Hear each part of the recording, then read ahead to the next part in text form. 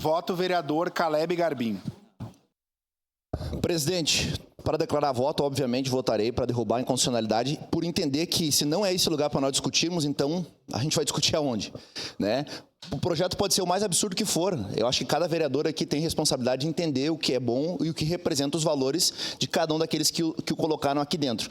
Segunda questão, presidente, não existe nada no regimento interno que obrigue um vereador a baixar um parecer para análise consultiva do IGAI do TPM. Inclusive, fica aqui ao nosso presidente da comissão revisora do regimento interno, o vereador Edson da Rosa, a sugestão para nós tratarmos disso no regimento.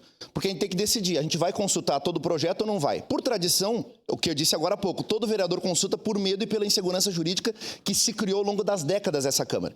Só que a gente está se sujeitando, a gente está baixando a cabeça e daqui a pouco não vai aprovar nem nome de rua. Escuta o que eu estou dizendo, essa casa ela é política. Se existe política no STF, como bem disse o vereador Eloy Friis, como é que não vai existir numa Câmara de Vereadores, composta por quase uma dezena de partidos? Ou a gente é o lugar para discutir, ou a gente não discute nada, fecha a casa e vamos embora.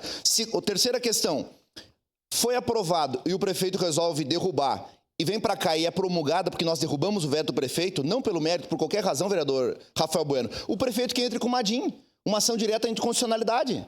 E aí se discute o fator em juízo, aí tira do fator político e passa para o judiciário, que a gente acredita ainda que é técnico.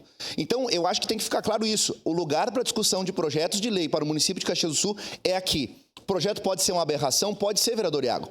Se for uma aberração, acho que o bom senso de cada vereador aqui vai nortear. Ou a gente fala em democracia e respeita os projetos que são trazidos para essa casa, ou toda vez nós vamos ficar sujeito ao IGAI DPM, que nem sabe do que fica a Câmara de Caxias muitas vezes. E está dando parecer à torto e direito por inconstitucionalidade. Projeto que é vetado aqui é aprovado em Porto Alegre.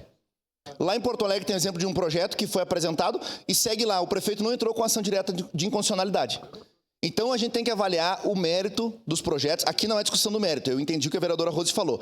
Mas nós temos que entender que se nós não respeitarmos o fator do mérito e do objeto que está o vereador aqui presente para fazer a propositura de leis, nós vamos fechar a casa e a casa vai perder todo o propósito político que ela tem. Era isso, presidente. Obrigado.